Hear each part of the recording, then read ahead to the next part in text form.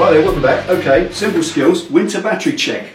Really, it's just simple skills, don't know even, but what we're going to do this as a simple skill so you can learn it yourself. It's extremely easy, it's a great way to save yourself an awful lot of money. So, every year when the winter comes, the cold weather comes, the first frost, as they say, you'll go out to your bike and you'll often find you get yourself a flat battery. Now, is it because you've been doing something wrong? Is it because the battery itself is toast? Who knows? But it's an expensive way to find out, to go and buy a new one and find that there is actually still a problem and it wasn't the battery. Especially when you consider that a battery like this is the standard battery for most Jap bikes. This is a YTX12, this came from the Kawasaki Fighter build, and it's the same one on the Triumph, and it's even the same one on the Yamaha XJR. They're all the same battery, YTX12BS. So I'll use this for the test. I want to show you very simply how to test the battery using a very simple automatic multimeter. This is the QTech unit that we showed in the prize draw at the weekend. Simple automated smart meter that you don't have to do the dial or anything. It's ever so easy. Press it to switch it on. It's got a hold facility. You can learn all about it if you're going to buy one. About 10 people bought these at the weekend who didn't win them. They're very, very popular right now because they're so easy to use. You just have to touch the probes across the battery and it will find out what you want. It will know what you're looking for. So we put it down there, very simple. This battery is good and healthy, not connected to a bike, connected to the two probes, correct polarity, there we are, 12.51 volts, and that will hold. So if I hold those probes across there, that's not going to drop down, that will stay there, because I know that is a good, healthy battery.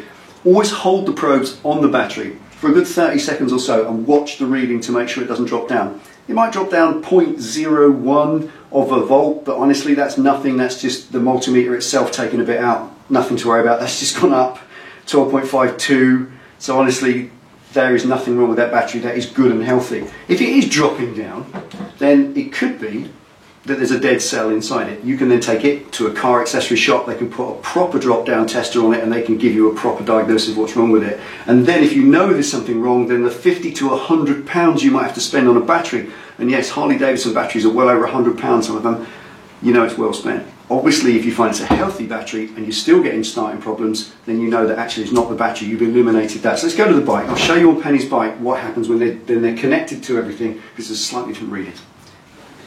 Okay, on Penny's bike, where we've got the battery connected, we've got a number of things connected to the battery as well as the general connections of the bike itself. We've also got Penny's heated suit jack, that's in there. We have a little USB port in it for her for a phone, and also we've got the heated grips connected up as well. They're the Oxford Smart Grips, which you connect straight to the battery. So with all these things connected to the battery, you should get a slightly lower reading than you did on a naked battery that's completely out of the bike. So let's just check that. I know this should be a healthy battery. So again, across the battery terminals, 12.48.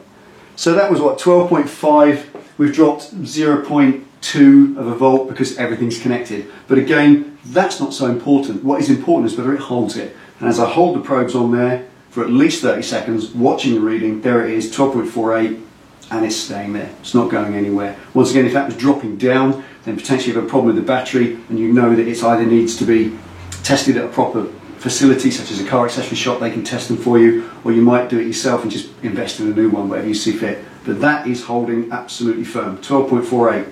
So if you're having starting problems, the bike's not starting, at least then you might think, well, it's not the battery because I know the battery's healthy, I keep it charged, that's not the issue, it's still going flat. So is the alternator charging the battery? And the simplest way to check that is to start the engine. Now when your bike's cold, there's a little trick to this, this is why it's kind of a simple skill to this. Fire up the bike, cold, off choke, get it to tick over as slow as you possibly can. Almost an unhealthy tick over, right down low.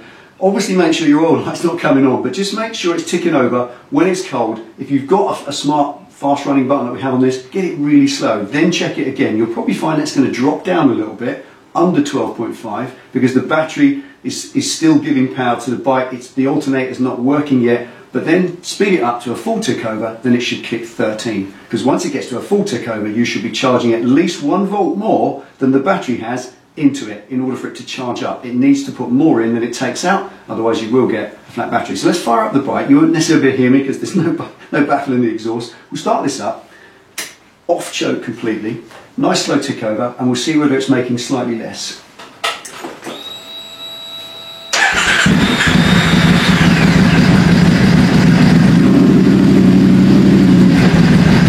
Nice slow tick over.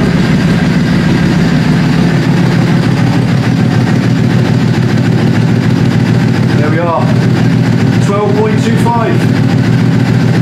That's less than the battery at rest. speed up the tick over to a nice healthy tick over.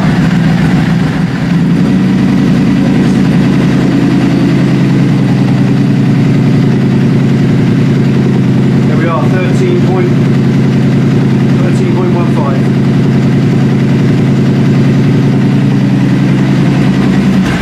So as you can see, with a really slow, almost unhealthy tick over, it's making 12.2, less than it is at rest. As soon as you put the tick over up to normal, it's making 13.15. So that definitely proves that the alternator is punching power into the battery. So that is it, that we have a completely healthy battery and a completely healthy charging system for the rest of the winter. It's a great way to check it. If you have any problems, if you're not sure, then you can either drop us a line. If you're finding a problem that doesn't register as those did, drop us a line, we can give you some guidance on it, or we have people better than us that can do so. Guys at Recon can always help you with that, because this is what they do for a living. So there we are, quite simple, simple skills on how to check your battery for the winter, get you out of trouble, see you right through to the warm months in the spring. Anything else, Ben? That's it, thank you. There we are, thanks for watching, take it easy, ride safe. See you next time.